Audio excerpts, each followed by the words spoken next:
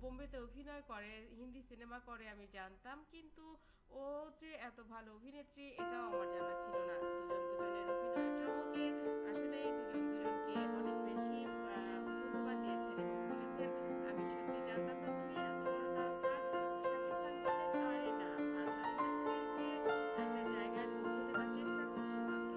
কারণ আমাদের দেশে বিভিন্ন সময়ে পলিটিক্যাল বিভিন্ন পরিবর্তন আসে এবং এই পরিবর্তনের ফলে বিভিন্ন সময়েই আমাদের তারকাদেরকেও অনেক ঝামেলায় পড়তে হয়। কিন্তু বুদ্ধি করে আমি নিজেকে শুধুমাত্র একজন অভিনেতা হিসেবেই রাখার চেষ্টা করেছি। যখনই যে গল্পের আসুক আমি তাদের সবাইকে রেসপেক্ট করেছি কিন্তু কারো সাথেই আমি যাইনি এবং কোনো কট্টালিকা করবারই গা ভাসাইনি। আমার জীবনে অনেক চড়াই-উতরাই হয়েছে কিন্তু আমার জীবনে মূলত একটাই ছিল কাজ করে যাওয়া। কাজ, কাজ আর কাজ। আমি জানি যে কাজের মাধ্যমে নিজেকে প্রতিষ্ঠিত করা যায় আর সেই জায়গাটা আমার খুব ভালো ছিল।